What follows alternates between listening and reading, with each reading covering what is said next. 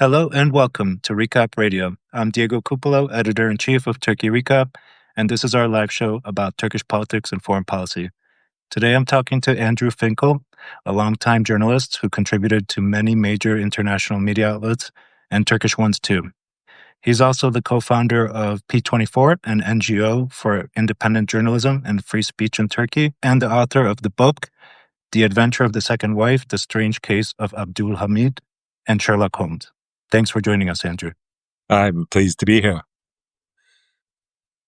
And I should mention that you are also the author of the first book I read about Turkey, which is titled Turkey, What Everybody Needs to Know by Oxford University Press. When was that published? It's been a while, right?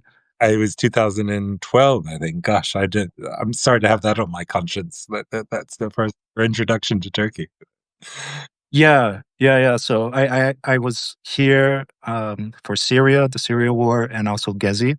It was the summer of 2013, and I was staying at a friend's house. He was a journalist in Üsküdar. And it was an office converted to an apartment. So it had really bad fake wooden panels as walls. And I don't think the bathroom was in the apartment. Like it was definitely an office.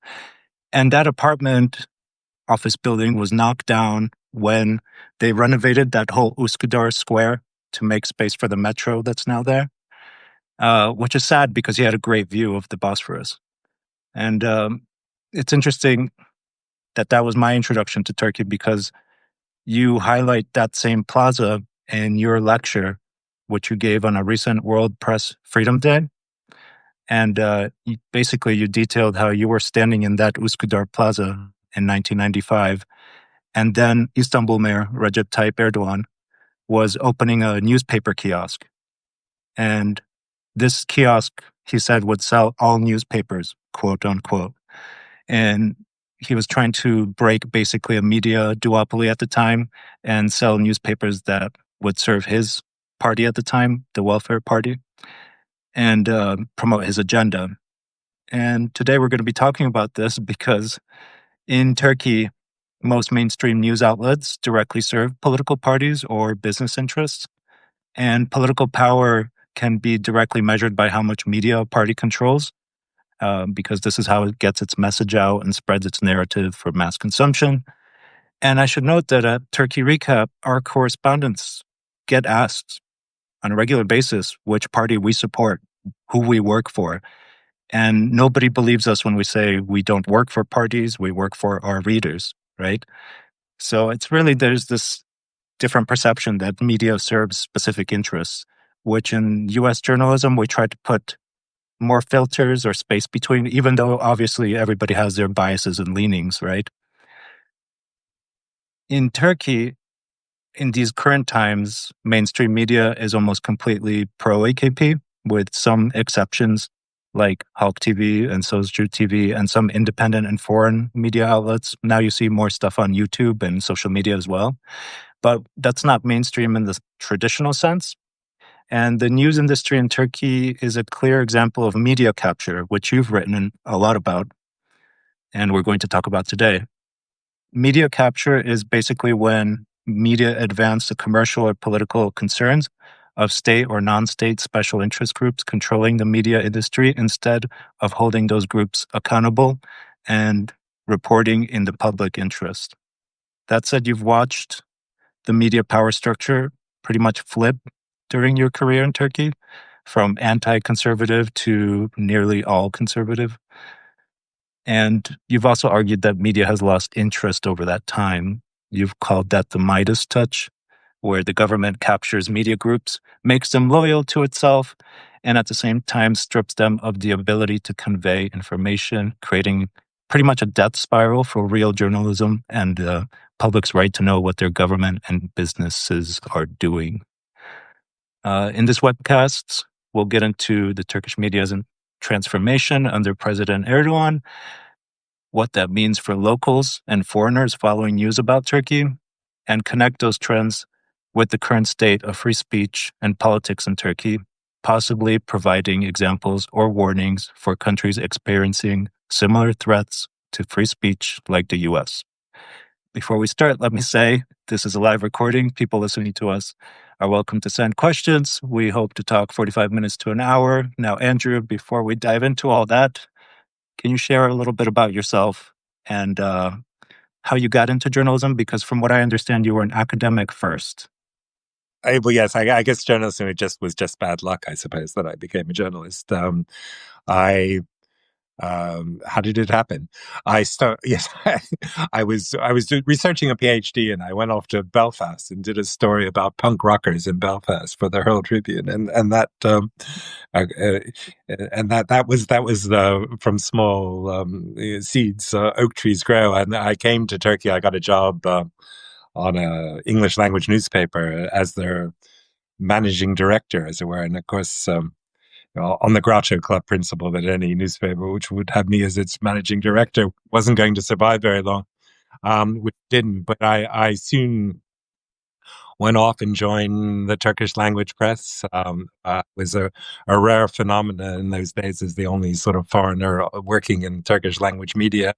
And then I started picking up strings for international publications like The Economist and The Times and CNN and a column in the New York Times. And so I had a career both as a Turkish columnist in the Turkish language press, but also covering news for the international press. So it was many horses that I rode, and some of them were more wild than others. And people would often ask me what I did for a living, and I would say, "Well, I get fired," because I think every single Turkish newspaper I ever worked for either went bust or was ordered to fire me I think for being outspoken. At least I hope that was the reason. And I only went on trial once, and that was in the late 1990s, and in those days, of course, it wasn't quite as serious as it is now. It was sort of a fraternity hazing ritual that all my colleagues had to go through, and to be put on trial at least once. Anyway, so I've had an interesting time of it, as it were. Yeah, I mean, you weren't jailed though. Were you convicted? No, I was. There was a strange well, it wasn't exactly an amnesty, but there was a law which basically gave a sort of, well, let's call it an amnesty for offences committed with the written word, which is a very strange formula. And I remember this after the sort of 1999 earthquake. We went to working for Time magazine. We went to interview Ecevit, who was probably people had never heard of Ecevit nowadays, but he was the prime minister. Um, and he was explaining all the different good things that his government had done, including passing this amnesty for the spoken word, which he said, "I hope Mr. Finkel will take advantage of." He was, which I did, but having realized that I was going to go to jail, I made my sort of Clarence Darrow day in court, and I said, I didn't start this trial. I demand that you give me an acquittal, or sentence me, or give me an acquittal. And they said, go away. and so that was my brush with the law, but it was an important one because um, at the time I realized that I was tried under a bad law, and but the court treated me fairly. But the people I really blamed for my predicament was my newspaper, which had done nothing to defend me. Indeed, they had fired me 9 months before at the express orders of the Turkish military. Um, and so, I thought, well, if a Turkish newspaper doesn't stand up for its own correspondents and its own columnists, then why should the public? So I came away from this experience thinking, well, it's really, the enemies of the Turkish press are our own newspapers, as it were, and that sort of set me off to write things about Turkish media academically, and to do a few fellowships, and to found what I hope is a useful organization called P24, which is basically to provide a focal point for independent journalists and for journalists trying to write. Mm-hmm. Yeah, I mean, you've written that mainstream media in Turkey has been an accomplice to its own suppression.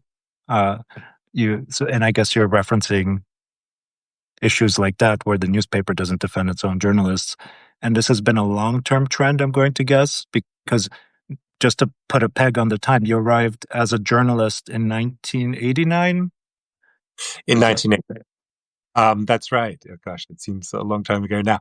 I mean, what I have witnessed is, I think, a transformation. I think that transformation may be worth describing in some detail, which is that, of course, in 1989, Turkish newspapers were becoming very technologically sophisticated, much more so than English language newspapers. I mean, when the first English newspaper had color printing, they got their advisors from the Sabah group, which I was working for at the time. I mean, they basically had this great technological capacity, uh, and they were beginning to flex their muscles.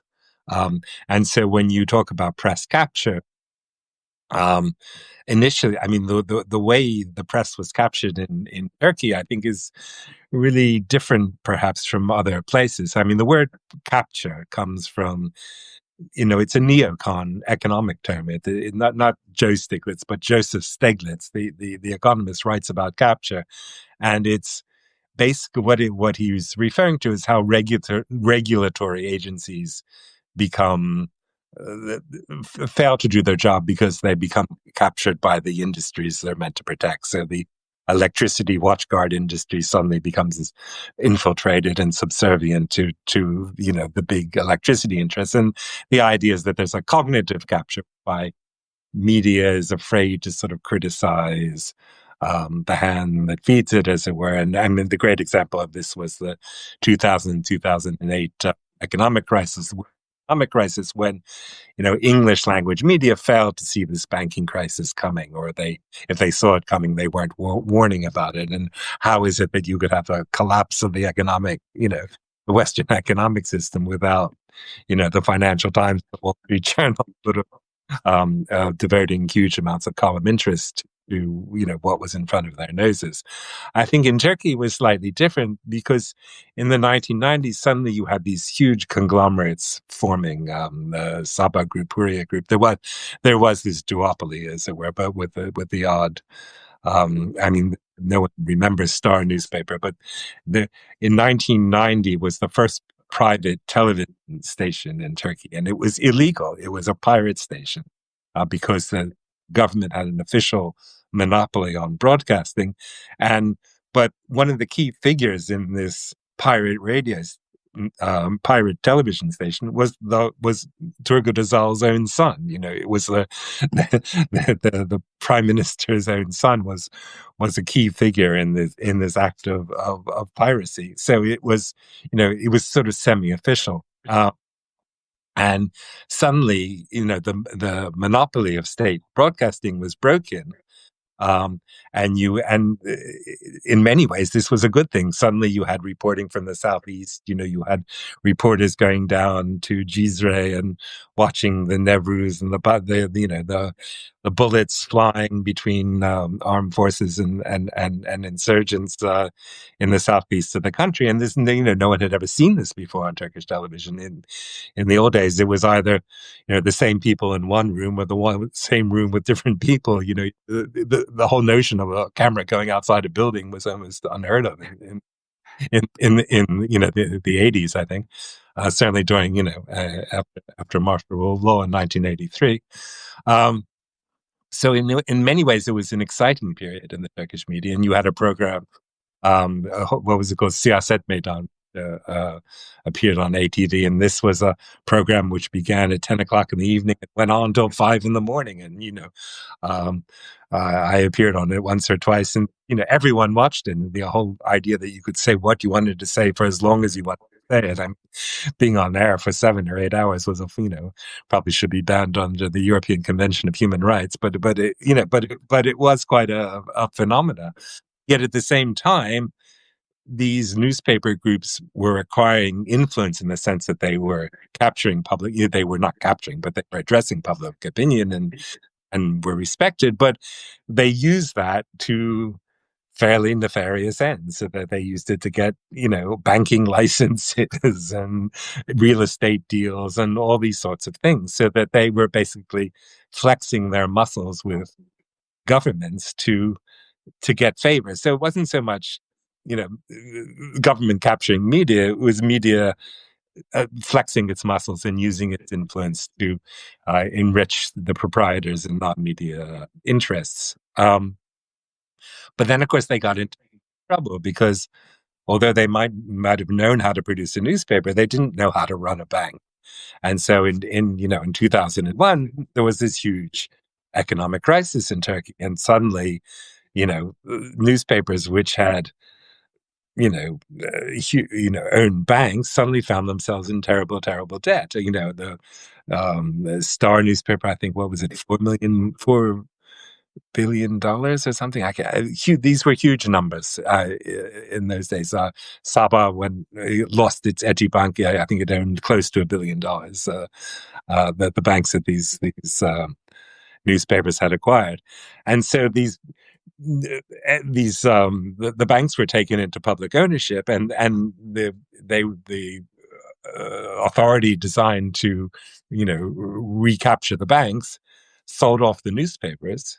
And who did they sell it to them but people close to the government? Of course, this corresponded to the rise of AKP, and so suddenly you had this great transfer of ownership from newspaper proprietors who loved newspapers but loved money more, into people who didn't really understand newspapers and didn't really know what they were doing. Um, um, so it wasn't. It was as much surrender as it was capture, in that sense. Mm-hmm. Yeah. And I think a lot about, before influencers, news was the influence, and by purchasing a news organization, you are buying influence, and you still see a lot of that happening more recently. I think last year or this year, Paribu, one of the crypto exchange platforms in Turkey, bought a Posto. And from what I understand, that's to have some influence on upcoming crypto legislation in Turkey. So, I mean, it seems like this continues uh, in all forms in different ways.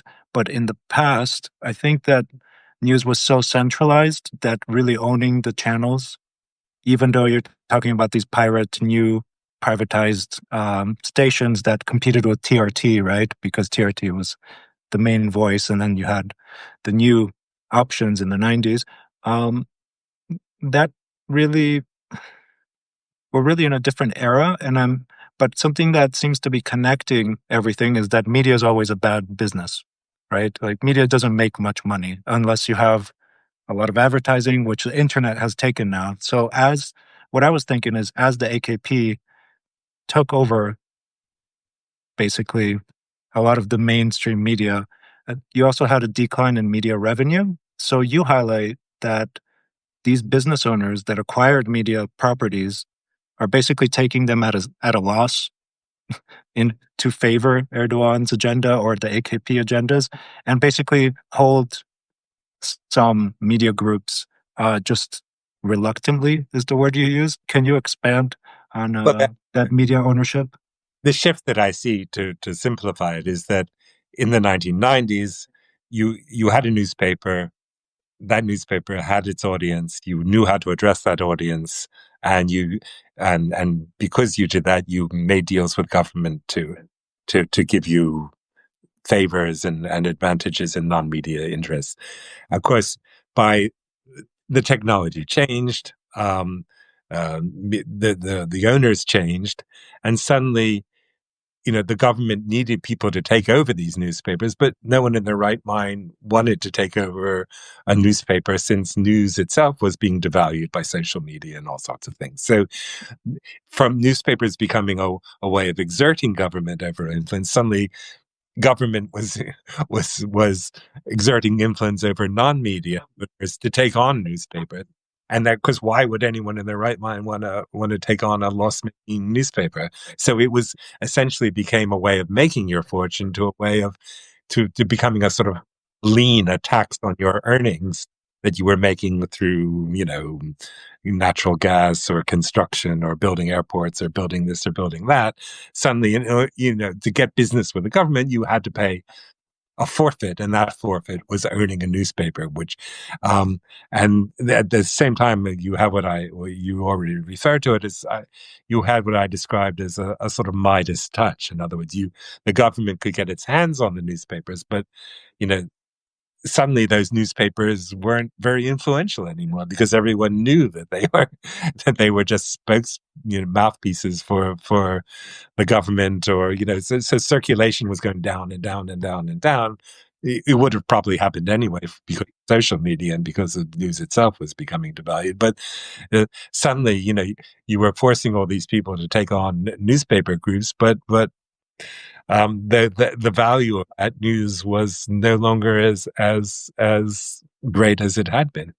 And there's a second point, if I continue to waffle on, is that the great lesson, I think, of the 90s, or certainly of the rise of AKP, the rise of the Welfare Party, Erdogan's party, which came into power in 1995, and 94 Erdogan elected mayor, was they did this not because of newspaper support, but despite newspapers. So you had two main newspaper groups in Turkey, the Doğan group and the Sabah group, fighting it out for circulation. Each one had its own preferred client. There was Tansu Çiller, backed by the Sabah group, Demirhan, and there was Yilmaz, Mesut Yilmaz, supported by the Hürriyet group, and the True Path Party and the Motherland Party, and the Welfare Party came up through the center. So in the first, Welfare Party government in 1995, they were elected with, I can't remember the percentage of the vote, but it was less than 20% of the vote. And because the vote was completely split between the other two parties, which were it was like a Hurriyet running in Sabah, with the Welfare Party coming up through the middle, because I think people were fed up and disgusted with the way the politics was being conducted at a time when there was, what was it, 92% inflation, well, 92% inflation. So people were getting poorer. The newspapers were sort of fighting it out between themselves, and so people went off to find something else. So when the AKP finally came to power in 2001, 2, they did it without any newspaper support whatsoever. So the famous line is, of Erdogan saying democracy is not possible with the media, which is, we think of the media as being the guardian of our rights and liberties and democratic freedoms. As far as AKP was concerned, the media was the enemy. The media was the barrier to the people's will. And so, this vendetta that they've had against journalism, to their minds, I think, is totally justified by the way they had been treated by the media, and the way the media had behaved. So it's as when I say that the Turkish media surrendered rather than being captured, I think that this is sort of another aspect. Mm-hmm. Yeah, and it's hard not to make comparisons to the Trump administration in the U.S. and cutting funding to NPR and PBS and trying to basically quell criticism, stop so much counterpoints against what the president is doing. And you have this article that you wrote, "Why Newspapers Lie Sometimes," and which we gave the name to this podcast, similar one. You say that there's a culture of complicity in Turkey. You say that there's a toleration of controlled defiance of state regulation. You also write that the media can identify corruption, but can also basically insist that there's no remedy for solving the problems that exist in Turkey. So you're creating these narratives that continue to the status quo, right? And I'm wondering what journalists can do about this, because it brings many thoughts to my mind about media freedom and free speech in many countries outside Turkey as well, right? So, I mean, you're at P24. What do you see for journalists in Turkey right now, as far as operational. Because let me just say, nobody makes as little money as journalists in Turkey. Some I don't understand how it's legal, but many people make, fractions of minimum wage working for mainstream newspapers and news outlets, including Hulk TV, by the way, which is very popular. Yeah. Um, well, I mean, there's a few points here. I mean, one question that I think is relevant here is how do people make up their minds and how do people change their minds, and what role does the information they get through their screens and their phones and their television stations and the five people that buy newspapers, um, what influence does the media have in forming people's worldviews? And there's a whole established literature on this. I mean, Benedict Anderson, what's the famous book? Imagined Communities. Um, this is about the role of newsprint in creating nationalism and creating, so you have a loyalty to something you can't see, and not just your family and your community, but to some nation. And how do people even perceive that there is such a thing called a nation? And they do it because of newsprint. Um, but then, of course, now you have, but this has all been interrupted by social. I mean, if Erdogan was angry at media for having betrayed him and his party, he was even angrier at the time when you first came to Turkey at the time of Gezi, where you had social media, which had basically rendering the established media, which he had got hands on, completely ineffective. So he called, what was it? He called social media the worst menace to society until he himself got his media and basically was able to control it. So you had this, drift to controlling, influencing and controlling public opinion, which would be capture. In other words, you're doing something subliminal. You're controlling what people see and hear, and this influences them, and you don't actually have to handcuff them and put them in jail because you're controlling the schools and all the perceptions that they're getting, to a point where you suddenly realize that that's failing and you have to do something drastically in order to control public opinion, and that means using more dictatorial and autocratic methods. But when you quoted my notion of a culture of culpability, um, uh, an acceptance of that. I mean, one thing about, I suppose, my generation is maybe as opposed to your generation or younger generation is that we had this very clear notion of the cyclical nature of Turkish politics, that you had periods of democracy and then you had military coups. So you had politicians who, served themselves and their followers and did all the things that politicians do. And at a certain point, they parked themselves up this cul-de-sac, and the military had to take over, and almost, there was almost a respect for the military seizing power from you in a way that didn't happen in 2016. There was, but previous military coups, well, and what was the symbol of taking control of government was seizing the television station. If you controlled the radio station, if that building near the Hilton Hotel in Istanbul, if you could control TRT, you could control, the nation. But I began to think, and we very much thought of, politicians and military as this was the great divide in Turkish society between, democracy and the military, politicians and the military. But I suppose I began to think that, in fact, it wasn't so much a divide as that there was a sort of mutual dependence. There was a symbiosis between the two. I mean, the metaphor I've come up, I'm not sure I can pronounce it, is a thaumatrope. And of course, you know what a thaumatrope is. It was a game in the 1820s, where in the early 19th century, where you had like a bird on one side of the circle and a cage on the other, and if you spun it around and around, it looked like the bird was in the cage. Um, Got it. so the idea of of these being alternatives. In fact, if you spun them quickly, you could see that it was all part of the same phenomena.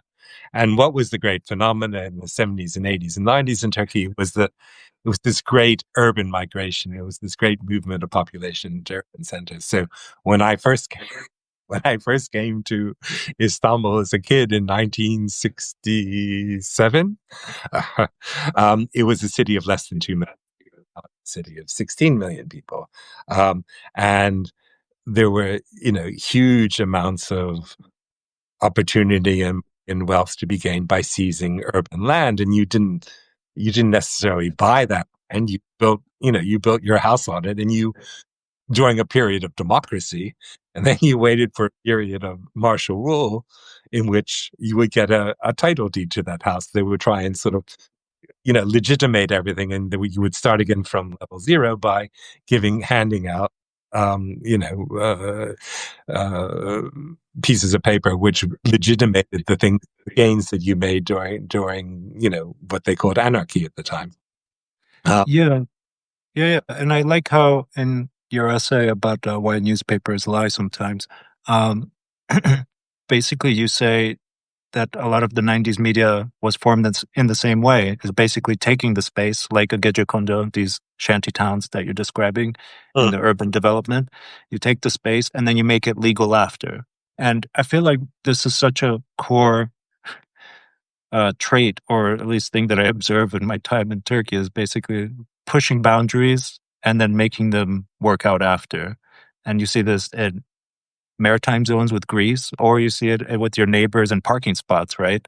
Uh, it, I mean, what, these are some, you've highlighted so many things I want to ask questions about, but this thing where between democracy and, military rule, when you came in 1989, it was also short about the time of the Berlin Wall falling and maybe some liberals, more liberal politics, more open politics. Cold War was ending. So you also had this new types of media coverage, which you describe in some of your past interviews, like focusing on human rights and other things that didn't used to exist in the media. I'm summarizing here. And I'm just wondering, what else are we missing? Because everybody that comes to Turkey, like me, I came initially in 2013, but moved here permanently since 2015.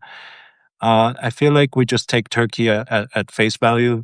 It's the way that it was when we arrived, and then we see the changes build up over time. But I mean, what are we missing? Foreign correspondents from my generational horde, the Gezi crowd, the Syrian crowd, because yeah, you saw Istanbul before there was a bridge across the Bosphorus. So it's a, what's what's the thing that you would say we're missing? Because Erdogan also reminds the young generation that before him, Turkey was very poor, and that Turkey, many cities were very polluted with smog, right? So his party also brought a lot of change that maybe young people don't even see.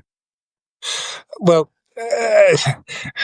it's not an easy question to answer. I mean, I just to go back a bit. I mean, this whole notion of seizing, grabbing an opportunity despite its legality. As I said, the first television station was illegal. It was, but the head of it was the prime minister's son. Or he was a co-owner because he got shafted by the real owner. That's a story. But and so we see this with the media. And again, when I first came to Turkey, working on this English language newspaper in what year was it, 1989. I had been writing about Gecekondus, but suddenly I was working in one. I understood in 1 week much more than I'd done a year in the library, reading about how the cities were colonized. And here was this newspaper trying to sort of occupy a bit of space, and of course it didn't succeed because it was so in. But that was the strategy. And then I went to work for another newspaper much better at occupying the strategy until the serious fraud office invaded the offices of my proprietor.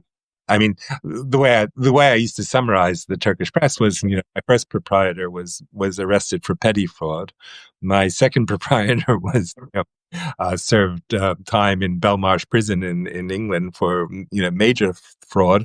My third proprietor was also imprisoned, although he managed to buy himself a spot in the prison hospital, so he didn't suffer too much.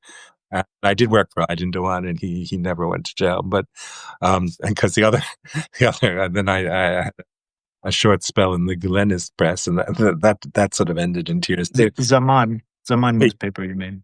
I had a column in the English language newspaper in Zaman, which I happily got fired from criticizing my paper. So it's there it is there is that what you see is not normally always what you get. I think is possibly the lesson for journalists today, and um, it's again, we always had this expectation of change that again, because it was going to be a military coup. And I suppose possibly not the lesson for your generation, but the lesson for my generation is that, I described this summer trope between this, you know, martial law and democracy, and you spin them around and spin them around. And what you end up with? You end up with the AKP, which is both martial law and democracy all in the same package. And so how that changes, I'm not exactly sure. But Buddha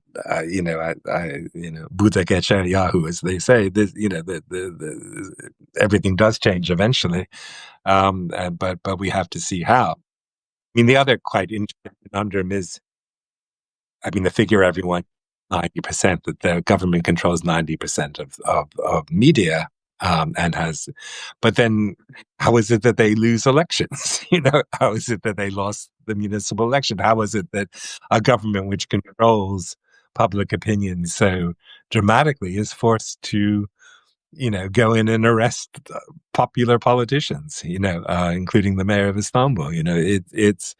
Um, how is it that people somehow ignore, are able to escape the confines of what they're being told? And I mean, that article that you cited, which is the title of this book, Why Turkish Newspapers Sometimes Lie, is that people reading those newspapers know that they're being lied to.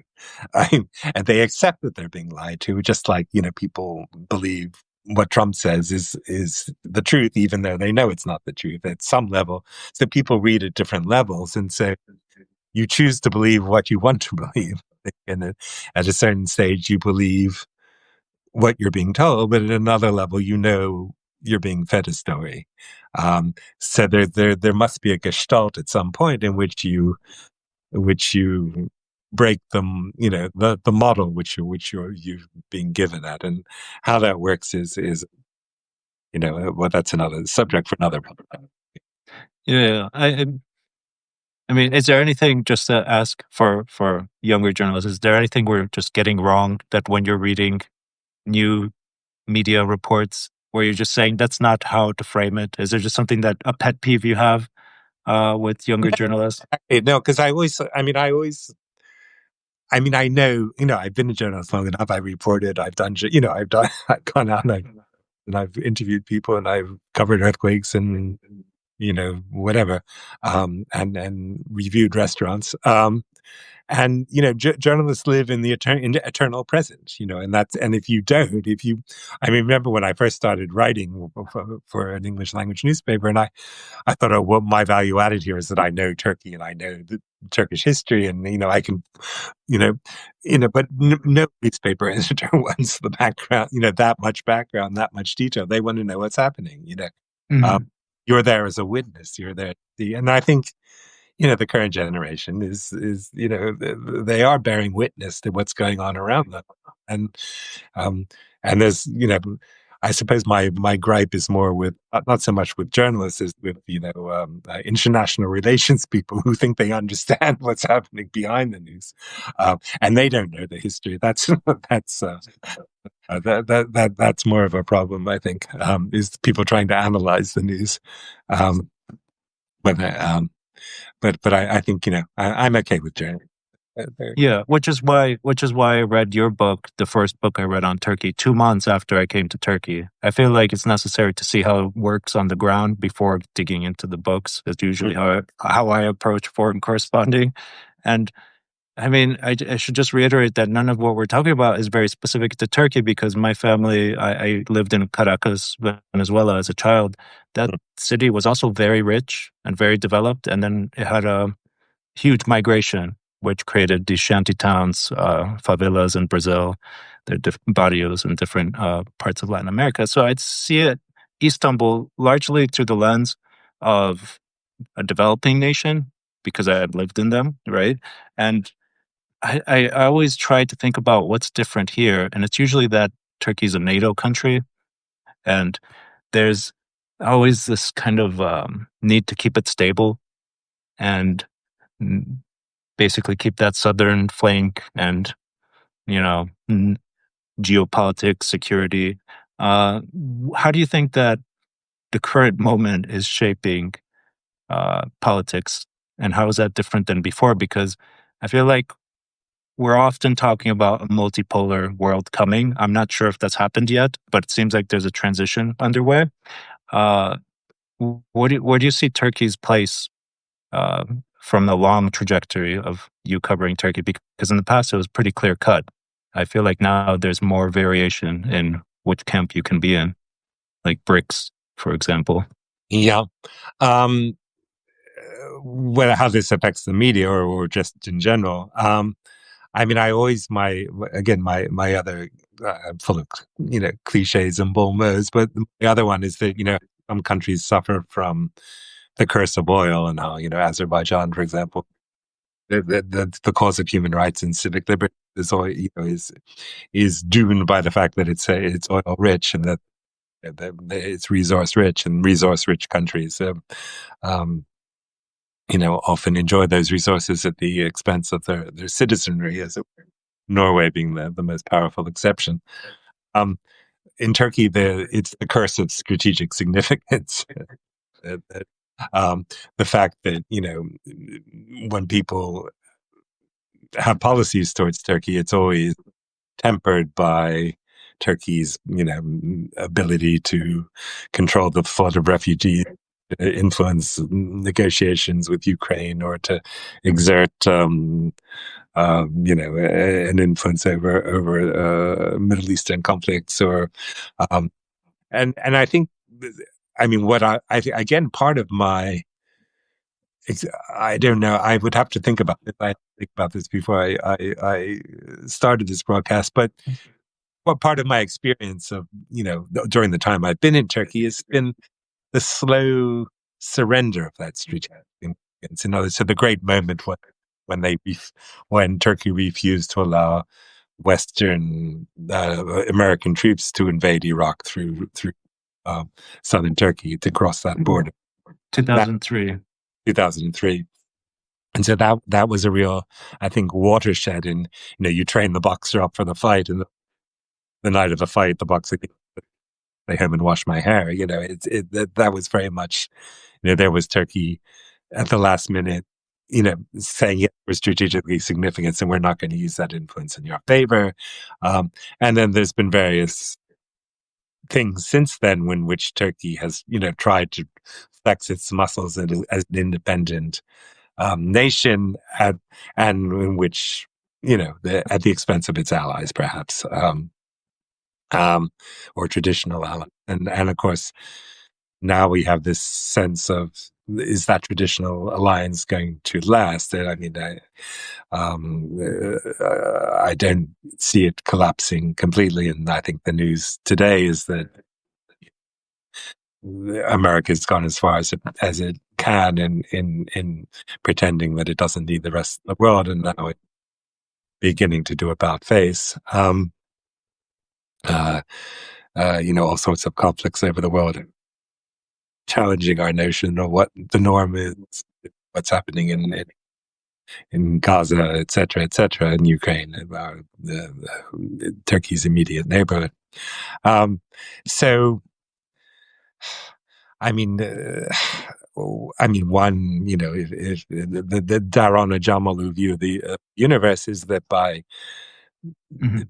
restricting the liberties and human rights of its population, by the fact that what I gather, if you're middle class and can send your children abroad, you do. That when I first came to Istanbul and back to Istanbul in the early well, I didn't come in the 2000s, but certainly in the early 2000s was, the brains were returning to to Turkey. There was a suddenly it wasn't just Turks who were, uh, to Istanbul and Ankara to make their fortunes, but it, you know, yourself and myself, people attracted by the Turkey presented. Now it seems to be working the other way, and so, I mean, we haven't mentioned the economy, but from what I hear, it's not going to. I'm not sure where it is going, but there is this sort of squeeze domestically, which is depriving Turkey of that it deserves, so to speak. Yeah. Yeah, I mean, while we're talking on politics and future, Sorry. you very likely reported on Erdogan's arrest, I'm guessing, in the 90s. Uh, right now, the current Istanbul mayor, Ekrem İmamoğlu, is in jail. How do you view it? Because you reported on the Erdogan's arrest. Do you think that this is a potential moment for CHP to gain a lot of support out of public outrage? Or do you, I know that it's hard, you don't have a crystal ball, but how do you view the current moment? Because you experienced the last time an Istanbul mayor was Well, arrested. I mean, I dine out on the fact that I had the first interview with Erdogan by any foreign journalist, when he became mayor of Istanbul, for The Economist at the time. And you say I've seen what's happened, and I had this, possibly the first interview after he got out of jail. So it's very much a crossing of the Rubicon, isn't it? I mean, a lot of what AKP does and feels justified in doing it's because it happened to them. So, it's the censorship of the press and the restrictions it puts on journalists. They're just doing it better than they used to do it. I mean, they're just more capable of being repressive than previous regimes. But when one speaks, everyone talks, the end of competitive authoritarianism in Turkey, and now it's becoming authoritarian. It's, to my mind, it's just that thermotrope spinning round at a faster rate. That authoritarianism was always there. And the fact that he was arrested, the fact that he might not have had a diploma, it's almost taunting the opposition with the threats and accusations that leveled against it. But the fact that it's doing it, and it's doing it so blatantly, is, it seems to me a risk. I mean, here you are, you're so nervous about about public opinion, that you will risk putting the main opposition party in jail. Previously, you could control it, um, and by behaving in this repressive manner and giving any pretenses of being, fair and equal, and hoping that maybe the media won't paper over the cracks, but it'll put up like a two-dimensional stage, theatrical backdrop in which you can act and pretend that you're behaving fairly, but everyone can see that it's simply a painted backdrop. So it is a risk, I think, for the government, and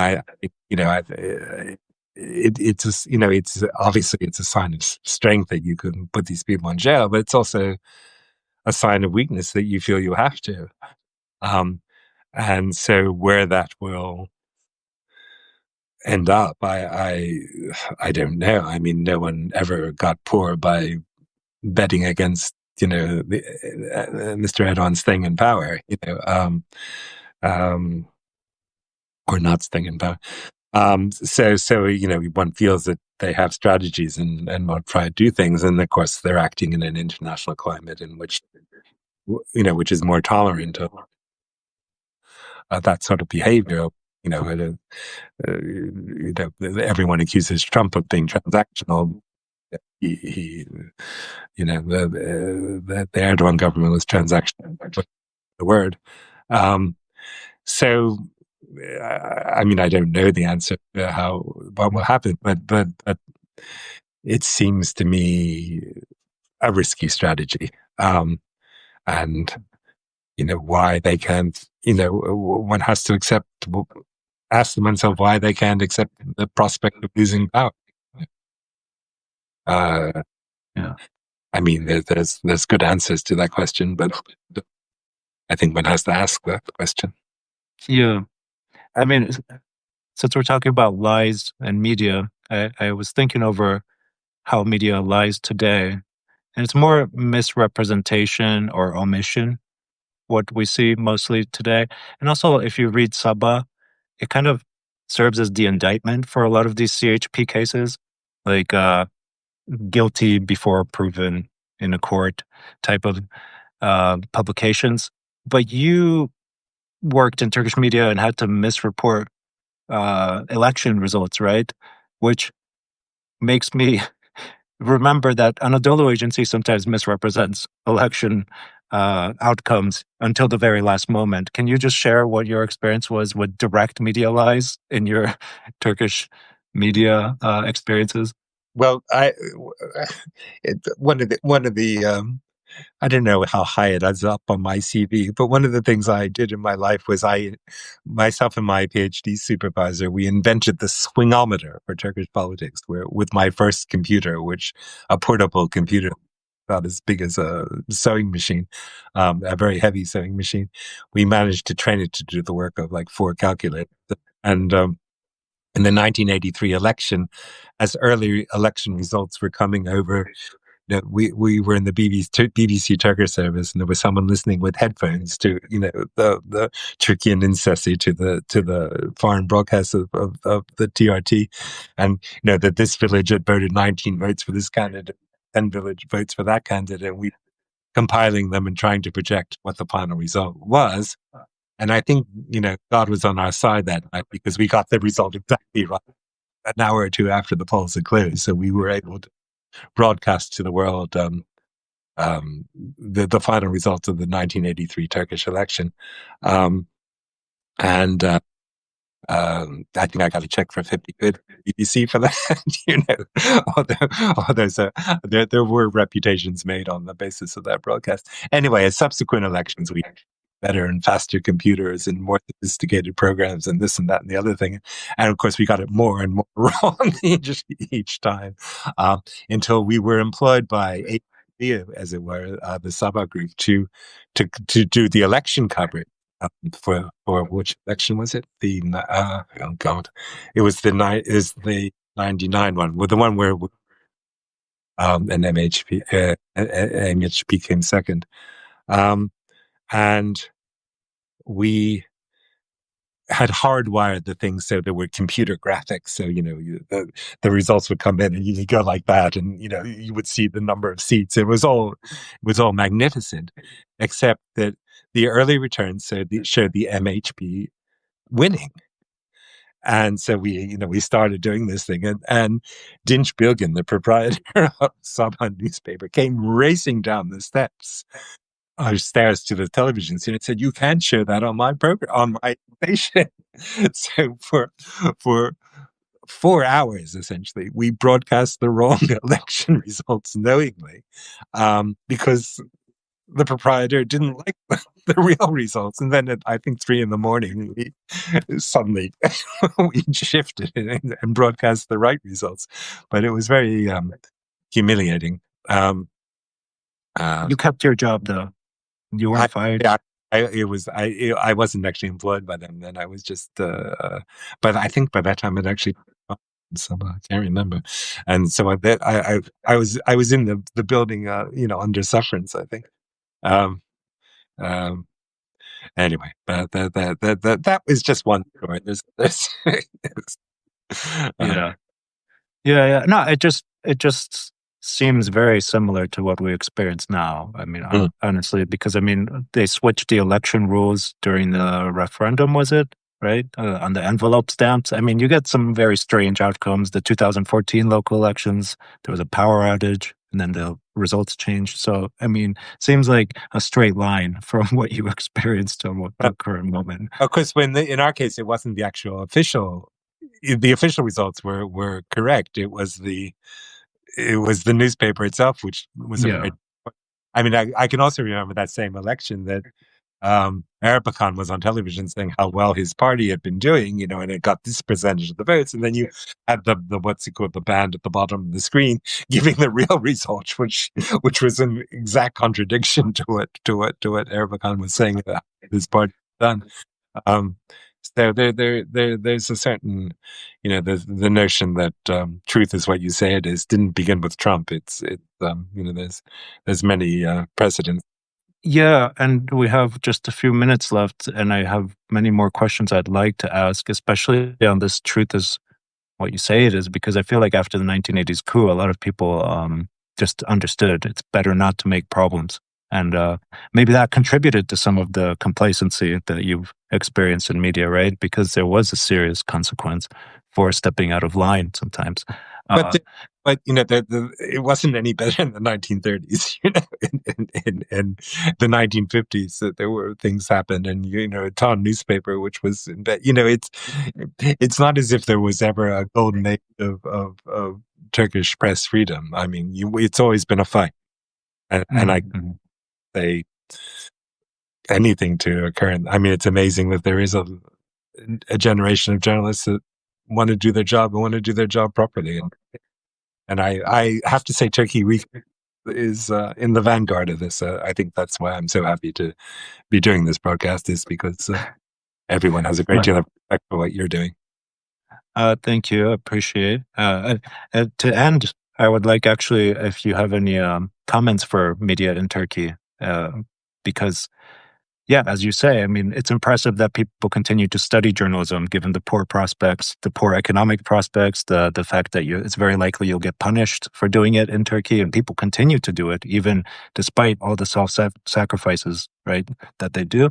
So, what would you say to journalists in Turkey? Because at a time when there's very little money in it, and also there's AI developing, which I feel is a real competition. I no longer feel like I'm competing with other outlets. I'm competing with ChatGPT as a journalist. So what would you say? What do you say to journalists when they say, "Should I consider a career in media?" And specifically for Turkey, if you have any comments on that. Well, I would say don't give up the day job, I guess. Uh, I don't think anyone becomes a journalist is because they do it because they can't do anything else. I think is or it's you do it because you have to. I think, and there will always be people who have to do it, and it falls upon the rest of us to allow them to do it, and to that, and to defend them, and to make that possible. And I guess, I mean, again, I'm certainly not the best person to speculate on the future of how people will getting their in 5 years time, how things have changed over the last. But there have been enormous, um, and there will continue to be changes, and the.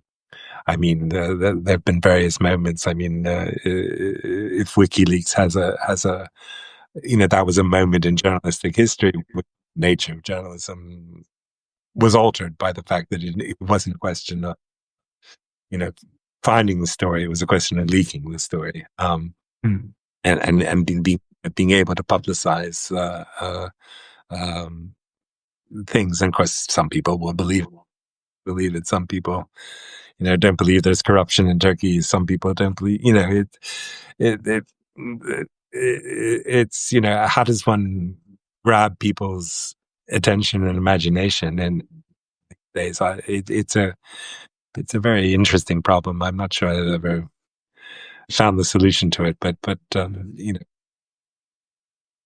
again, the thing that not obsesses me, but which intrigues me, is the fact that you can have, a government which controls public opinion, which controls public space, and yet will still lose an election if that election is even remotely fair. Mm-hmm. So, how does that happen? Um, on one hand, we think people are, stupid and they vote for stupid leaders, but on the other hand, maybe they're smarter than we think they are. Mm-hmm. Yeah, yeah. Well, I mean, I'm just going to keep writing articles so that they feed AI some proper information. People will get somewhere. Because when I search on AI, I see that it's fed by improper information. So I feel like there's an industry to be made in feeding AI, if that's all we're going to serve in the future. To end this podcast, I'm just going to say that if anybody missed part of this live show, you can find the full recording on Spotify, Apple Podcasts, YouTube, or turkeyrecap.com in a few hours. If you don't know what Turkey Recap is, it's a newsletter, and you should sign up for it because we cover Turkey extensively. Worth And the we'll be money. Worth what's paying. that? I said it's worth paying for. Even I pay for it. Well, I much appreciated. Much have a appreciated. urge everyone else to. Yeah. Yeah.